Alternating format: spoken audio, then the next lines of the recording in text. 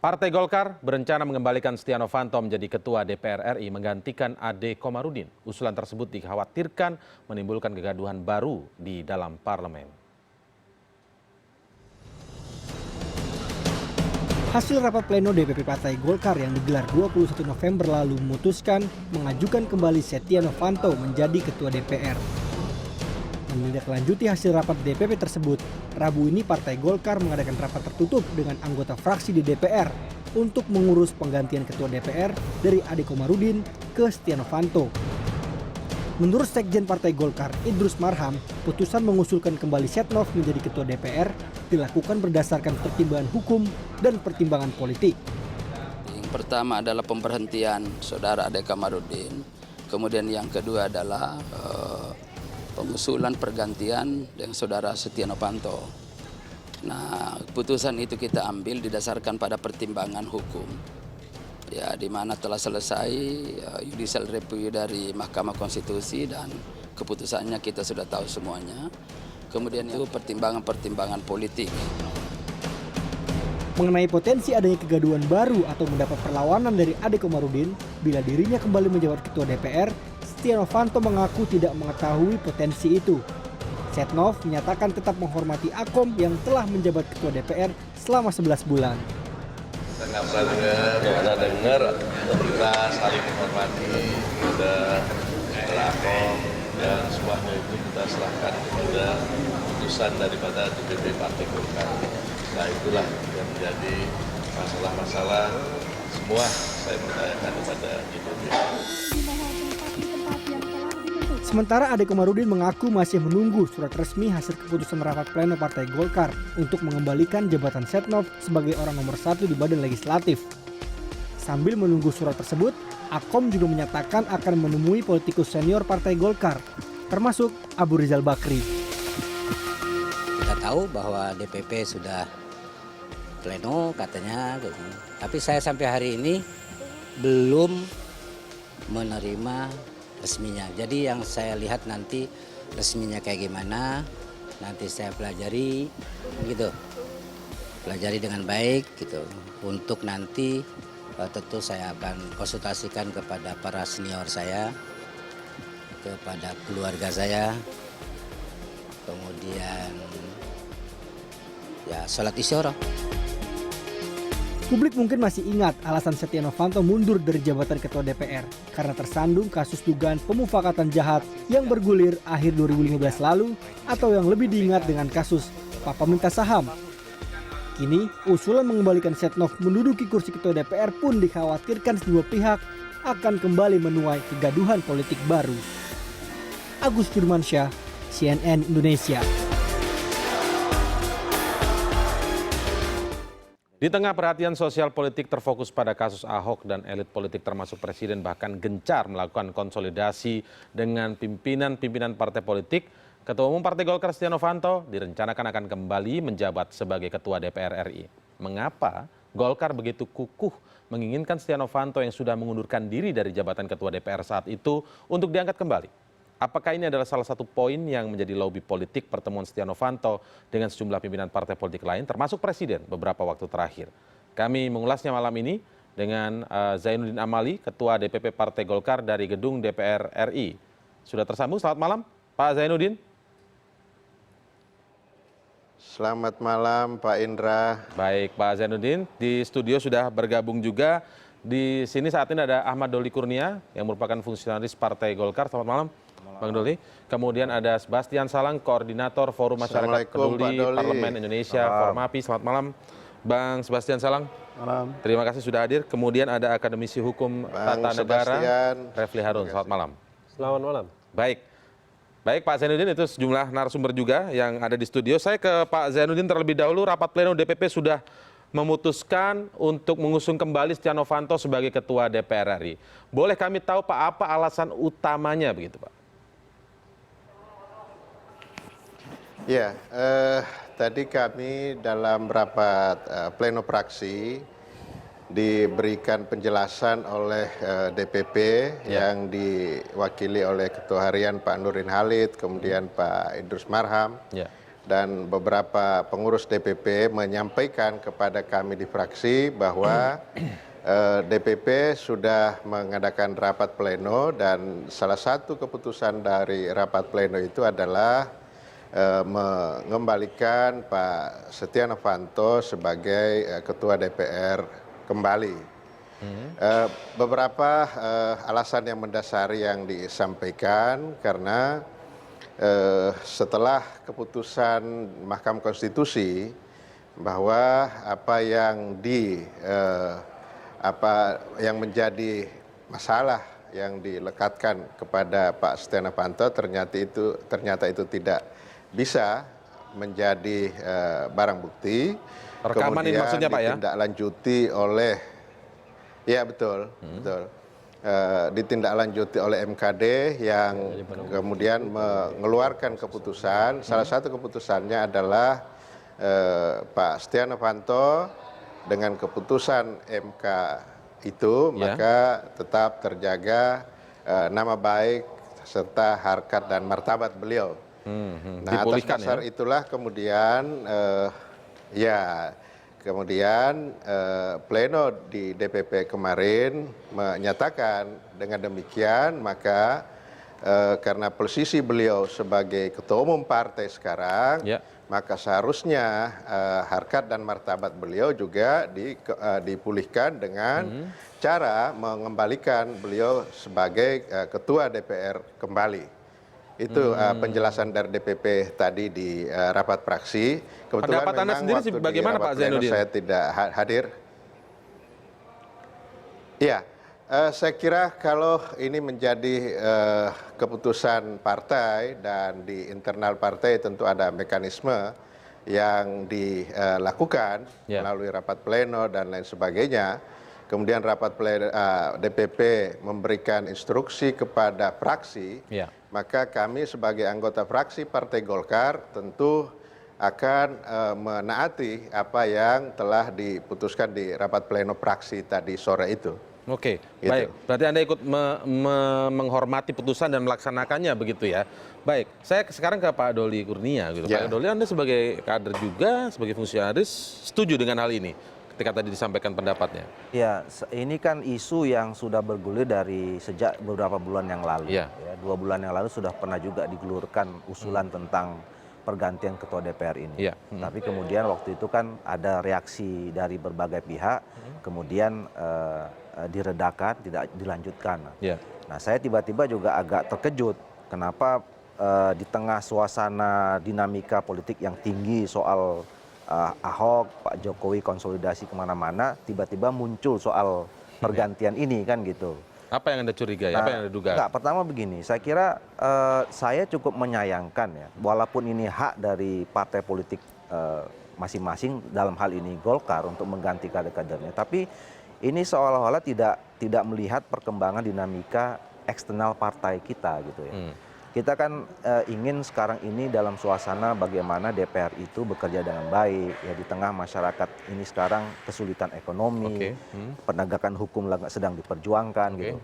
Kok kemudian tiba-tiba partai kita ini masih lagi bicara tentang rebutan kursi gitu ya. Padahal kan sebetulnya nggak ada masalah apa-apa. Satu, Pak Ade Komarudin punya kesalahan apa sehingga memang harus diganti gitu ya. Nah, yang kedua, Pak Novanto ini perlu dicatat, dia kemarin itu mengundurkan diri ya. Bahwa kemudian ada terbukti rekaman tidak bisa digunakan alat bukti macam, itu satu hal yang lain ya. Dan saya kira kalau kita bicara tentang pemulihan nama baik harkat martabat, ini juga nggak nyambung dengan kalau harus jadi ketua proses DPR pemulihan lagi. itu jadi ketua DPR. Malah justru menurut saya yang kita khawatirkan bukan hanya harkat martabat Pak Novanto saja yang jadi tercemar, Golkar juga jadi akan terbawa-bawa. Karena orang bilang ini kok orang ini sibuk-sibuk ngurusin ganti kursi. Jadi menurut Anda nggak nyambung ketika di MK dibuktikan alat rekaman itu tidak bisa jadi barang bukti, lalu MKD juga merevisi bahwa nama baik Setia Novanto terjaga, lalu hubungannya dengan mengembalikan harkat atau memulihkan harkat dan martabat Pak Setia Novanto dengan mengangkat ketua DPR. Tidak relevan. Apalagi ya, dulu suasana kita menjelang Munas itu ada yang dikembangkan suasana. Kalau bisa ketua umum yang terpilih nanti itu fokus ngurus partai. Makanya salah satu yang di waktu itu Pak Ade Komarudin kan yang kemudian menjadi pembicaraan orang, ya sudahlah kalau jadi ketua DPR Nggak usah lagi nggak usah lagi ketua umum lah gitu. Itu satu. Yang kedua, dengan suasana yang seperti itu, Pak Novanto juga pernah menyatakan kalau saya jadi ketua umum DPR, saya akan mundur jadi DPR. Nah, sebetulnya kita semua ini menunggu kapan Pak Novanto itu mundur jadi anggota DPR dan fokus ke Golkar. Nah, ini jangankan alih-alih mundur kok malah mau naik jadi ketua DPR. Malah mau double kan jabatan, gitu. rangkap jabatan. Baik, kita nanti minta pendapat dari Pak Zainuddin Amali, tapi kita jeda terlebih dahulu.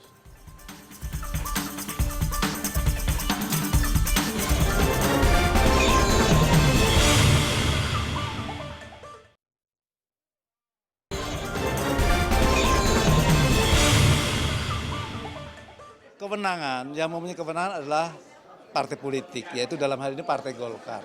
Sehingga tentunya saya tidak boleh memasuki wilayah-wilayah daripada kewenangan daripada suatu partai politik.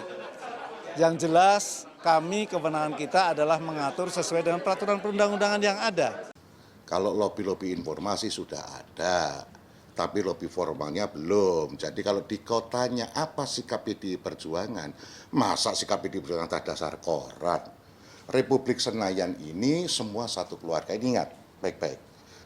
Jadi kalau di antara para keluarga ketika sudah segmen menipu, itu namanya bukan keluarga. Kami melihat bahwa sinergi yang ada di DPR ini menjadi sebuah sinergi yang utuh di antara 10 fraksi di dalam konteks merepresentasikan kelembagaan kita di DPR RI. Tapi yang terpenting buat kami bahwa kebersamaan dan kesepahaman ini juga menjadi yang penting buat kita hormati dan hargai adalah bagaimana kita juga bisa menghargai kemandirian fraksi-fraksi lain. Saya tertarik dengan pernyataan bahwa itu adalah hak dari partai politik, artinya hak dari fraksi mungkin ya. Aturan perundangannya seperti apa sih? Mungkin Bung Refli bisa dijelaskan kembali dari awal. Iya, saya beberapa waktu yang lalu kan kita pernah juga di sini ya. Dan saya yakin kalau memang itu adalah jalan bagi Setia Novanto untuk kembali menjadi ketua DPR. Ya. Nah, sebenarnya kita bicara antara hukum positif, hukum formal, ya, dengan hal lain ya, soal etika dan lain sebagainya. Nah, celakanya Undang-Undang MD3 yang berlaku sekarang ini cuma buntutnya saja, ujungnya saja yang diubah. Paradigmanya kan sebenarnya paradigma kursi itu diberikan kepada partai pemenang, partai dengan kursi terbanyak. Dan itu berlaku seperti Marzuki Ali. Tapi tiba-tiba kan karena ada konstelasi politik KIH KMP, ya, saya ingat betul tuh paripurnanya malam sebelum pemilihan presiden besoknya, di ujungnya diganti. Bahwa ketua DPR itu dan wakil-wakil ketua harus dengan pemilihan dengan sistem paket. Nah, tidak ada yang salah sesungguhnya, itu kan choice, pilihan. Tapi mestinya cara pergantiannya juga konsisten. Pemilihan paket juga. Iya, kalau misalnya pemilihan, ya, kalau seandainya ada yang mengundurkan diri atau berhalangan, maka diadakan lagi pemilihan.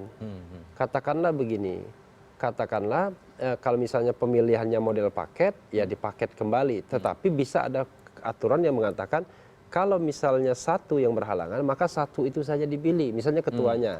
Itu bisa saja hanya memilih ketua dan kemudian wakil-wakil ketua yang ada ini bisa ikut juga running.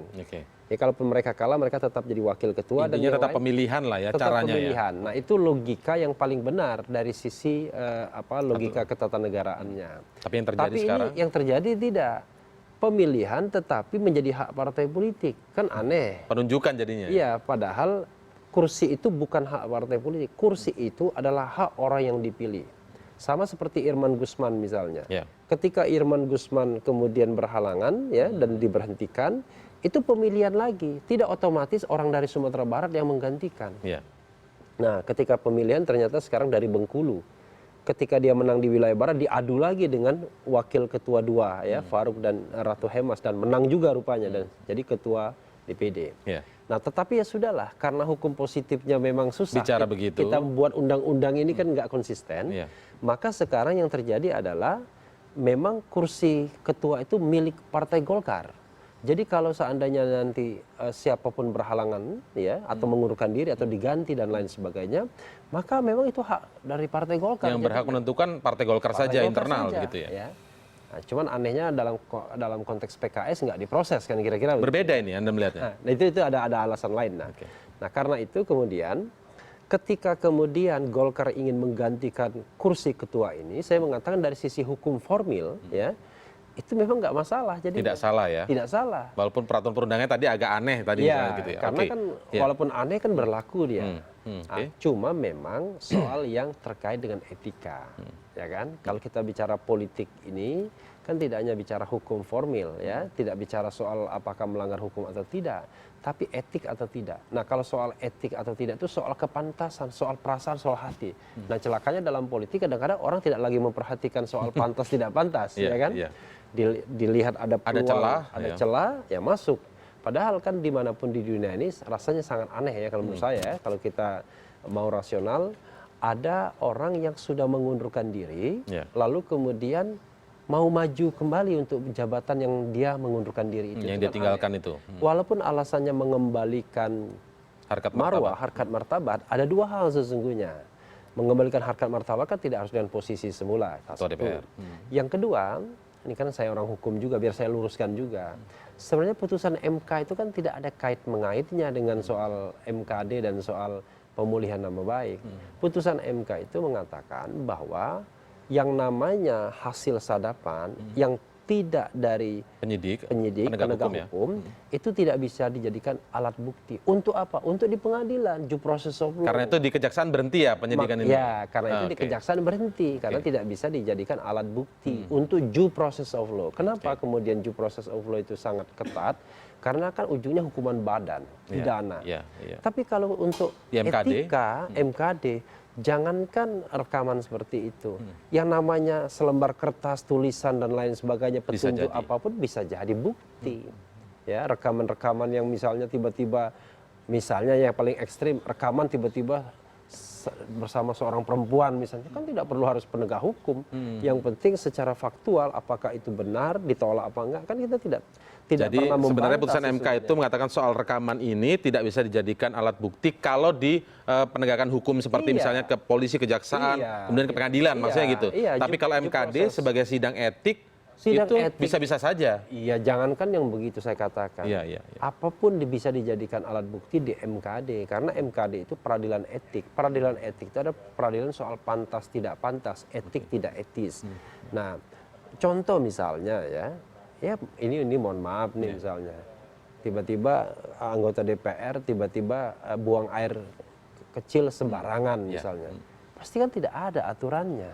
Tapi kemudian ketika Pantas atau enggak gitu. iya, ketika ada yang motret, Iya. bisa saja dibawa ke MKD, lalu diberikan teguran ringan, ya, dianggap melakukan kesalahan. Karena ini kan etik itu adalah menjaga marwah, menjaga martabat. Jadi beda pendekatannya. Kalau pidana itu pendekatannya menyalahkan orang, tapi kalau etik menjaga marwah, menjaga martabat.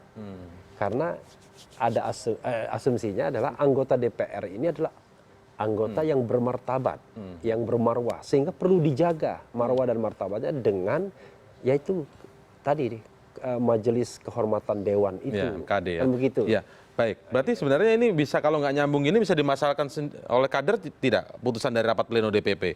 Ya Bang kan Doli. di dalam partai itu memang ada mekanisme organisasi ya. Kalau misalnya sudah Boleh saya diputuskan- tambahkan sedikit, ada satu poin nih misalnya. Iya, iya. Nah, satu lagi, kesalahan MKD kemarin adalah tidak sampai pada keputusan. Padahal kan seluruh anggota MKD mengatakan bahwa ini sudah terjadi pelanggaran kode etik. Oke, Cuma baik. terbelah antara sedang sama berat. Iya. Ya.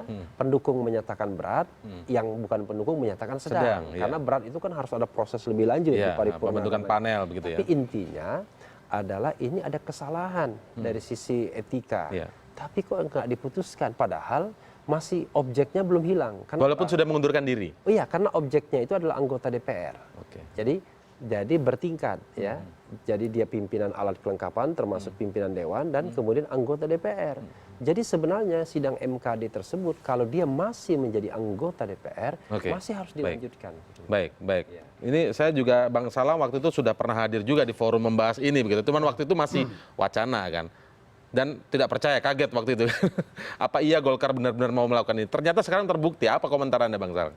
Belum terbukti. Iya, ya. Belum terbukti. Tapi di rapat pleno DPP. ini kan Karena semakin begini, serius. By intentionnya Jadi ini memang keinginan itu sudah Iya. lama. Iya, Keinginan benar. itu sudah lama.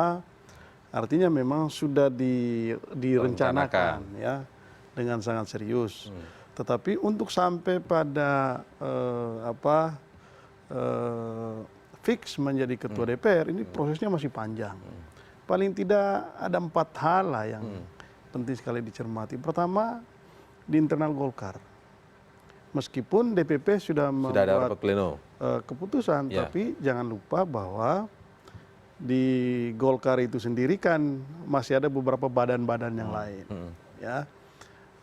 Dan ini situasi yang menurut saya sangat serius di Partai Golkar. Mengapa? Karena keputusan ini itu bisa kalau berjalan mulus, maka mungkin situasi Golkar akan aman.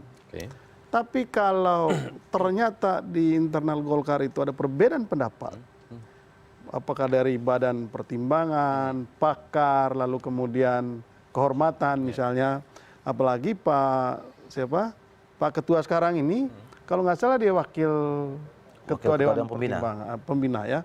Jadi di internal Golkar saja, itu kalau terjadi perbedaan pendapat dan ada yang setuju ada yang tidak setuju, maka pilihan ini juga itu kalau tidak dimanage dengan baik, bukan tidak mungkin keretakan di Golkar bisa terjadi lagi.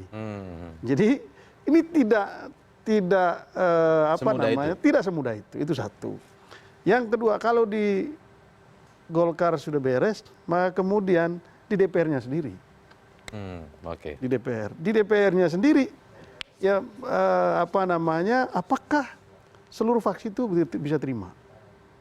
Paling tidak dari pimpinan, karena mekanismenya DPP menyampaikan ke fraksi, fraksi menyampaikan pimpinan. Pimpinan sekarang masih Pak Ade Komarudin, ketuanya.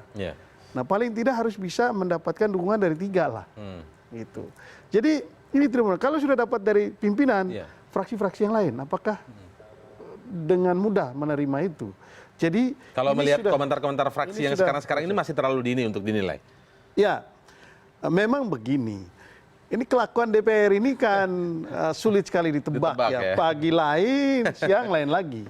Tetapi saya ingin menggambarkan bahwa jangan membayangkan ini begitu mudah dan mulus. Gitu. Kecuali memang ada sesuatu yang luar biasa gitu dari proses lobby yang dilakukan oleh Pak Novanto ini sehingga tiba-tiba semua yang lain ini menganggap tidak ada masalah sama sekali. Gitu. Atau Pak Akom ini menerima begitu ikhlas dengan lapang dada gitu ya. Ketika beberapa bulan dia baru menjadi ketua lalu kemudian diganti kembali, itu mungkin akan lebih ini. Lalu kemudian yang ketiga begini, ini juga penting sekali terkait dengan penilaian publik dan partai itu sendiri. Masih kuat dalam memori publik bahwa Pak Novanto ini pernah menjadi ketua DPR dan sempat heboh pada saat itu karena kasus Papa minta saham. Begitu.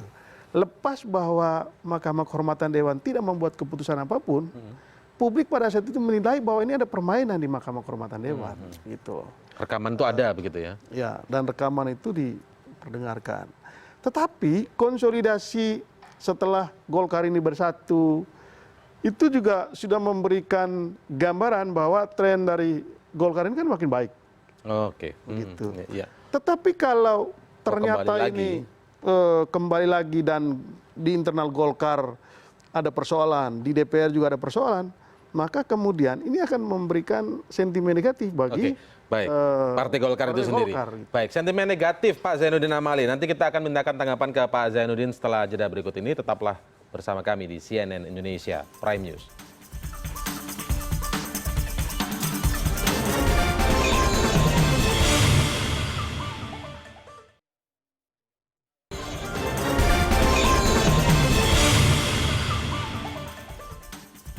Baik, saya kembali ke Pak Zainuddin Amali. Dari sekian banyak argumen tadi yang disampaikan oleh narasumber yang ada di studio begitu, Pak Zainuddin, Anda juga tadi tentu saja mencermati. Tapi saya ingin tambahkan begitu, Pak Zainuddin, bahwa ketika kita ingat saat kasus Setia Novanto dibawa ke sidang MKD, saat itu 2 anggota MKD dari fraksi Golkar Adis Kadir begitu dan juga Ridwan Bae mengatakan atau menilai memberikan pandangan bahwa Setia Novanto melakukan pelanggaran etik berat. Nah, bagaimana dengan hal ini Pak ketika publik yang mungkin tidak terlalu mengerti detail soal aturan tapi sudah pernah mengingat tentang bahwa Setia Novanto ini melanggar etik berat di sidang MKD? Ya, pelanggaran berat yang diputuskan di MKD kalau itu menjadi keputusan, jadi sekali lagi kita harus ingat bahwa MKD tidak ada keputusan apa-apa. Saya setuju dengan Pak Refri tadi ya.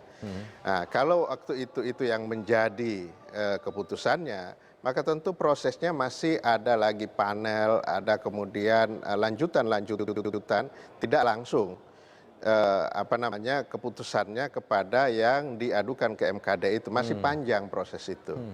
Nah, melihat perkembangan seperti itulah kemudian Pak Novanto memandang bahwa persoalan ini akan berlarut-larut, kemudian terjadi polemik di masyarakat dan kemudian kegaduhan dan sebagainya. Maka kemudian beliau atas pertimbangan hal-hal seperti itu menyatakan mengundurkan diri. Ya. Bukan berarti pada saat itu beliau telah merasa bersalah, tetapi karena supaya ini tidak menjadi kegaduhan yang berlangsung terus-menerus. Jadi kalau waktu itu MKD memutuskan berat, maka tentu ada proses-proses lanjutan seperti yang disampaikan oleh Pak Refri itu. Nah, waktu itu memang terbelah antara ringan dan berat, kemudian akhirnya tidak ada keputusan sampai pada saat beliau mengundurkan diri. Nah, dasar pengunduran diri itu sekali lagi saya ingin tegaskan bahwa karena kalau ini dibiarkan berlarut-larut maka akan menjadi polemik yang berkepanjangan di masyarakat. Kemudian ada hal-hal yang gaduh yang muncul di internal DPR. Itu. Tetapi ketika kira-kira itu yang. Ya. Tetapi ketika disebutkan bahwa untuk mengembalikan harkat dan juga martabat Setia Novanto yang sudah dipulihkan oleh MKD itu tidak relevan dengan harus kembali menjabat Ketua DPR, apa tanggapan Anda, Pak? Ya, yang dijelaskan oleh DPP tadi di fraksi, itulah salah satu yang menjadi alasan ya. Dari berbagai alasan tentu secara internal yang tidak perlu saya sampaikan di sini. Tetapi tadi Pak Nurdin dan Pak Idrus salah satu yang disampaikan adalah yang saya sampaikan itu. Nah, kalau dicari kaitannya tentu pasti ada kaitan. Tapi kalau kita memandang dari sisi tidak ada relevansinya juga bisa dikatakan begitu. Tetapi DPP meyakini bahwa ini ada kaitan dan ada relevansi. Makanya DPP dengan tegas menugaskan kepada fraksi untuk meneruskan keputusan DPP itu. Nah, memang betul Pak Sebastian Salang tadi menyampaikan bahwa ini proses masih ada beberapa tahapan lagi. Tentu begitu surat masuk ke pimpinan Dewan, kemudian pimpinan Dewan akan rapat, kemudian ini dirapatkan, dimasukkan ke Bamus atau tidak, di Bamus akan ada rapat lagi, kemudian di paripurna DPR. Memang benar Pak Bastian seperti itu panjangnya perjalanan ini masih akan begitu. Tapi terkait dengan posisi Ade Komarudin sekarang yang dinilai tidak melakukan kesalahan, seperti apa urgensi kemudian hanya untuk misalnya mengembalikan harkat martabat, yang sebenarnya juga banyak pertanyaan juga di balik soal itu, bahwa putusan MK sendiri juga tidak bisa terkait langsung dengan apa yang terjadi di MKD begitu. Tapi katakanlah untuk mengembalikan harkat martabat seorang Setia Novanto, kemudian harus naik menjadi Ketua DPR, sementara harus menggusur posisi Ade Komarudin yang dinilai tidak ada kesalahan di sana. Seberapa urgen harus menggantikan seorang Ade Komarudin ini, Pak Zainuddin? Ya, saya kira pasti ada pembicaraan-pembicaraan lanjutan di antara keluarga besar Partai Golkar, di antara unsur-unsur yang ada di Partai Golkar. Tadi Pak Doli sudah menyinggung itu. Jadi pasti ada pembicaraan-pembicaraan antara Pak Ade, kemudian akan beliau konsultasi ke Dewan Pembina, ke Dewan Kehormatan, kemudian Pak Ade juga akan mungkin menyampaikan ini ke Dewan Pakar.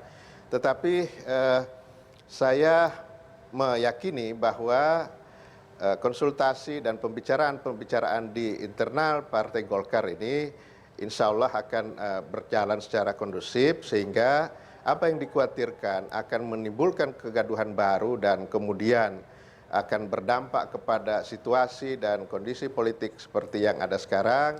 Saya berharap itu tidak akan terjadi dan pasti Pak Ade Komarudin dan Pak Setia Novanto akan berbicara baik secara langsung maupun dimediasi oleh para senior, para tokoh yang ada di Partai Golkar.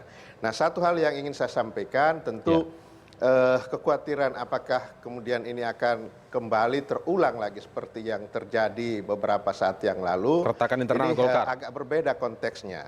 Iya betul, agak berbeda konteksnya. Nah, Pak Doli tahu bahwa saya juga termasuk bagian dari apa yang pernah kita alami di masa lalu itu, tetapi saya berharap ini tidak sampai seperti itu karena di pleno kemarin yang saya dengarkan karena saya tidak ikut, tidak ada pertanyaan, tidak ada hal, tidak ada interupsi dan sebagainya. Berbeda ketika yang konflik yang dulu itu memang di pleno saja kita sudah bertentangan luar biasa. Jadi mudah-mudahan ini segera bisa selesai dan tidak membawa dampak yang signifikan terhadap kondisi dan situasi politik yang ada sekarang ini. Anda setuju Pak Doli bahwa memang situasinya sangat berbeda kalau menimbulkan keretakan itu?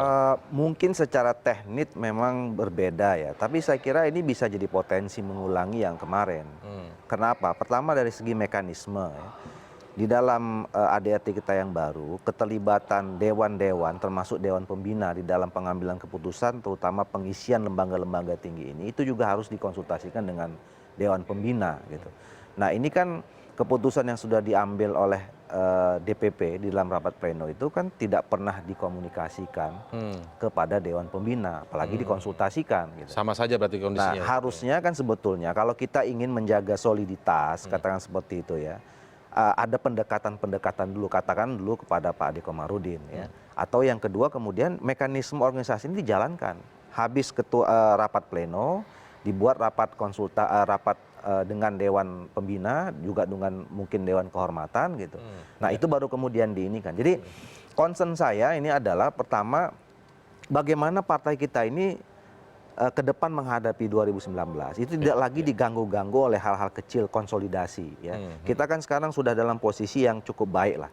Ya Pak Novanto tuh sudah hampir tiap minggu keliling-keliling ke daerah konsolidasi organisasi. Pak Ade sebagai Ketua DPR yang representasi Partai Golkar juga saya kira kinerjanya cukup baik gitu ya.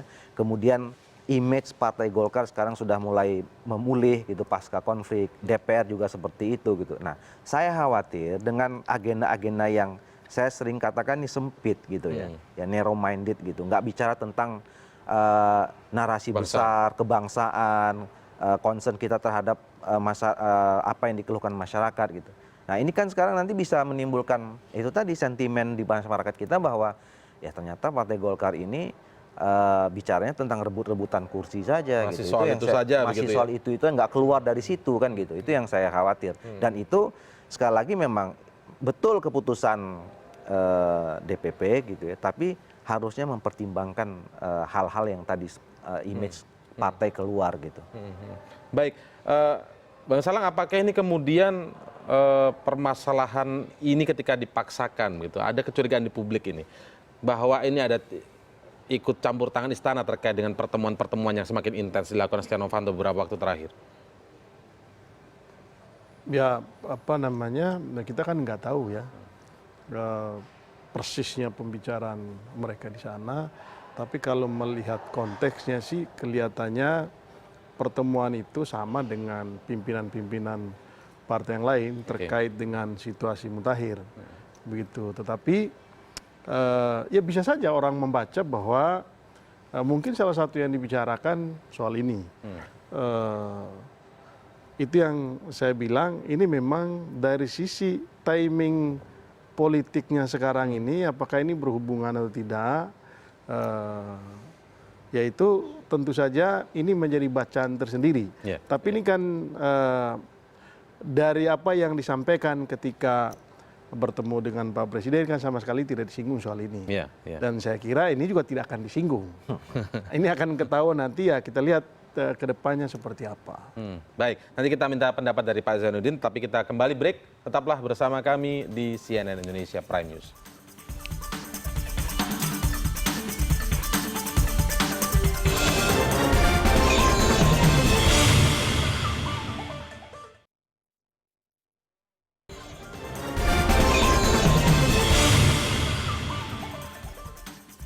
Baik, kita lanjutkan perbincangan di CNN Indonesia Prime News. Saya sekarang mencoba minta konfirmasi nih dari Bang Doli. Kami mengutip dari media online nih Bang Doli. Mungkin kami konfirmasi benar atau salah ini. Bahwa Anda mengaku mendapat info bahwa pergantian posisi Ketua DPR ini juga atas petunjuk Presiden Jokowi.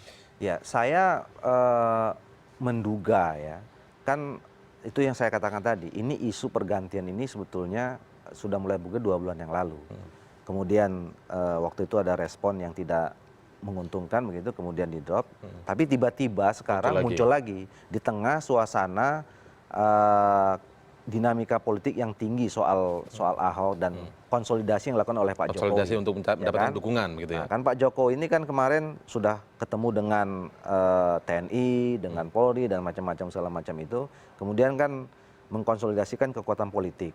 Nah, di tengah-tengah konsolidasi politik dengan partai-partai politik inilah kemudian muncul isu ini kan. Nah, saya menduga ya, saya kira ya kan Pak Novanto itu diantara ketemu Bu Mega dengan Pak Jokowi ini keluarnya sebagai apa namanya? Usulan ini, wacana ini muncul lagi. Saya kira nanti kita buktikan saja. Kalau misalnya apa namanya? Itu benar. Proses ini berjalan dengan mulus, ya, artinya kekuatan-kekuatan politik dengan serta-merta seperti yang dibilang tadi prosesnya di dalam mekanisme DPR harusnya panjang gitu ya, kemudian dengan mudah bergulir, ya saya kira ini bagian dari konsolidasi yang memang sudah di set up sedemikian rupa. Kalau memang itu benar terjadi, dugaan Anda apa? Bacaan Anda apa? Bahwa peristiwa yang kasus Papa minta saham itu akhirnya seperti apa?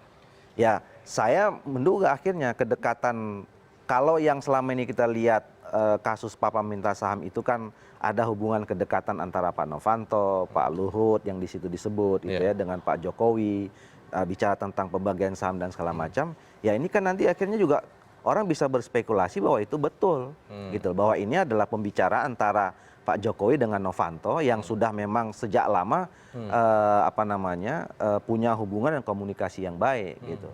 Nah, yang lebih parah lagi kalau kemudian ini kan sekarang isu Pak Ahok ini kan melebar kemana-mana ini, soal dibawa ke soal makar lah, ya soal kemudian mau diganti presiden lah segala macam gitu kan. Nah, saya khawatir asumsi-asumsi dan analisis yang keliru itu yang kemudian dipakai menjadi bagian konsolidasi termasuk mengambil soal posisi ketua DPR ini. Nah, ini kan udah jauh sekali gitu loh. Jadi artinya kalau itu yang terjadi, ya Golkar ini kan cuma sebagai alat untuk melegitimasi kekeliruan asumsi atau prediksi yang diduga selama ini. Menurut saya nggak. Ini kan soal aksi 411, 212 ini kan soal meminta keadilan supaya hukum ditegakkan secara adil dan menurut rasa keadilan. Kemudian ini bisa menjadi alasan. Nggak ada hubungan soal makar, soal macam-macam gitu. Atau jangan-jangan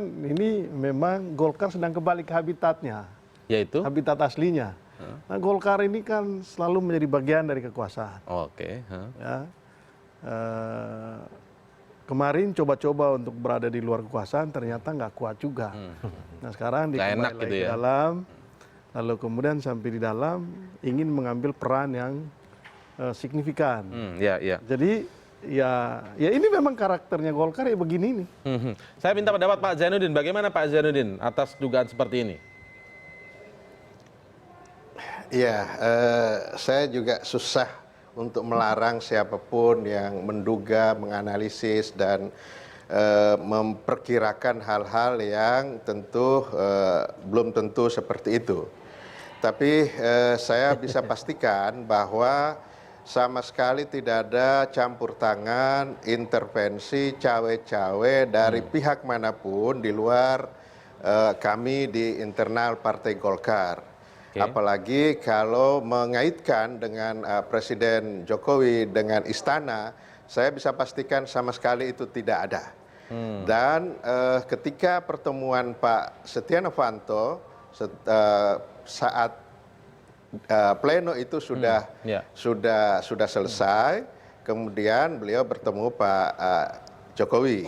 Dan kami tanyakan apa yang dibicarakan pada saat itu, lebih banyak membahas tentang bagaimana perkembangan nanti pembahasan undang-undang tentang undang-undang pemilu dan lain sebagainya, paket undang-undang politik yang sekarang ini sedang mau mulai dibahas. Jadi lebih banyak ke situ pembicaraannya, dan kami sampai menanyakan beberapa kali di antara kami kepada Ketua Umum, apakah ada yang menyinggung itu. Sempat, cuma beliau menyampaikan bahwa itu urusan internal Golkar, silahkan selesaikan sendiri, urusan DPR silahkan selesaikan sendiri. Jadi sekali lagi saya ingin menyampaikan, tidak ada intervensi, tidak ada campur tangan, apalagi perintah dari Pak Jokowi sebagai presiden. Nah, saya tadi apa yang disampaikan oleh Pak Sebastian Salang, memang sejak lahirnya, memang habitatnya itu, ya Golkar itu ada di dalam pemerintahan, karena dengan doktrin karya kekaryaannya. Nah, kalau kemarin sempat ada ke arah-arah yang lain, ya tetapi sekarang ini kita sudah kembalikan lagi bersama-sama ke hitohnya, dan saya kira Pak Doli punya andil yang cukup besar sebagai generasi muda Golkar untuk mengembalikan lagi Golkar kepada habitatnya. Saya kira itu yang saya bisa jelaskan. Baik, ke hitohnya, ke karya-kekaryaan berarti turut andil dalam pemerintahan. Nanti kita akan terus gali soal ini, tapi kita jeda dulu soal dialog ini.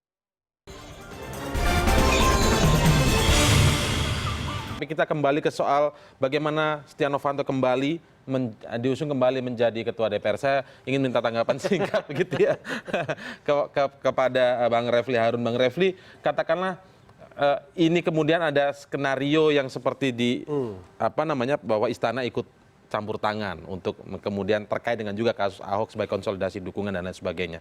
Katakanlah seperti itu. Kalau kembali ke kasusnya, apakah ini kemudian membuktikan bahwa memang saat itu soal rekaman Pak peminta saham itu memang ada hubungannya dengan presiden juga di dalamnya? Saya tidak mau menjawab yang ininya ya, tetapi saya ingin mengatakan that's politik. Itulah politik ya. Jadi kita bisa menganalisisnya dari melihat dalam politik kan gampang kan, siapa mendapatkan apa ya dengan cara yang bagaimana. Nah sekarang pertanyaannya adalah kalau Setia Novanto menjadi ketua DPR, ya kan, apakah Presiden Jokowi akan happy atau tidak? Pasti akan happy. Kenapa? Karena dalam politik itu yang paling penting adalah komunikasi. Nah komunikasi antara Jokowi dan Setia Novanto, dugaan saya jauh lebih smooth dibandingkan dengan Adik Komarudin misalnya. Apalagi dengan Abu Rizal ya, dengan Ical. Sehingga kalau seandainya di dalam Golkar itu fully Setia Novanto yang mengendalikan, tidak ada matahari lain, ya, Adkom kan punya potensi untuk menjadi matahari. Maka kemudian saya kira Presiden Jokowi akan jauh merasa lebih nyaman. Kan begitu. Nah, jadi Anda melihat ujungnya saja dulu nih. Kalau misalnya jadi ketua DPR lagi, maka ini kan analisis yang menurut saya mudah saja kita sampaikan ini. Adapun kemudian ada pembicaraan atau tidak ya, kita kan tidak bisa juga lugu-lugu amat. Ini kan panggung depan sama panggung belakang beda. Apa yang kita sampaikan ke media sama kemudian pembicaraan sambil senggol-senggolan badan itu ya beda. Tetapi intinya kita bisa menganalisis soal seperti itu. Tetapi sekali lagi saya mengatakan ya kita tidak perlu bersedih lah. Begitulah politik ya. Coba kita lihat misalnya.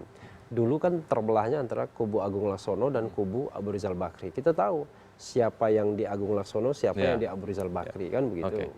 Itu berbeda pendapat, berkelahi. Tapi dua kubu ini sekarang bersatu di bawah Setia Novanto. Sama-sama memiliki logika yang sama soal pergantian ini ya. Coba tanyakan ke Yoris Rawea, tanyakan ke Nurdin Halid. Kan kira-kira begitu. Yang kemarin bertengkarnya minta ampun. Berbeda pendapat aja. Sekarang, waduh sama. Pendapatnya ya untuk memulihkan harkat martabat dan lain sebagainya. Tapi sekali lagi apakah mereka salah? Tidak salah, ya itulah politik ya. Jadi saya bilang politik itu dimensinya banyak, mungkin bagi mereka cukup asal tidak melanggar hukum, soal etik dan tidak etik, itu soal Kesampingkan begitu ya. kesampingkan. Oke, baik. Singkat saja, apa yang akan Anda lakukan Ya. sebagai yang kader dari Golkar yang melihat ini sedikit janggal Ya, sebenarnya? saya kira kan bangsa ini Singkat kalau saja. mau besar juga politiknya juga harus berdasarkan ya memasukkan ideologi, Etik. nilai-nilai, etika dan segala macam seperti itu juga gitu loh. Ya. Tidak kemudian kita terus meneruskan membiarkan perilaku-perilaku politik yang sebetulnya tidak etis gitu. Baik.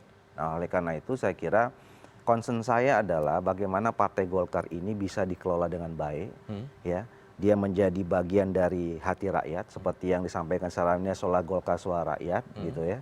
Dan kemudian tidak mesti harus kemudian dicap label bahwa Partai Golkar ini adalah partainya penguasa atau pemerintah gitu. Jadi itu Pak Zainuddin Amali, Pak Agung Laksono, Pak Yoris tuh waktu itu yang memperjuangkan itu sehingga makanya terpecah belah kan gitu. Karena mereka menganggap bahwa Golkar ini harus Di pemerintahan. di pemerintahan gitu. Concern saya bukan di situ. Oke. Golkar tuh harus bisa siap di mana saja karena dia sebetulnya interaksi yang paling intensif itu adalah dengan rakyatnya gitu. Oke, baik. Baik, kita lihat seperti apa nanti prosesnya, apakah memang ada jalan yang panjang ataukah jalan yang mulus begitu ya, Bang Sebastian. Terima kasih Bang Sebastian, terima kasih Bang Doli, terima kasih juga Bang Refli Harun. Pak Zainuddin Amali kami ucapkan terima kasih telah bergabung bersama kami di CNN Indonesia Prime News.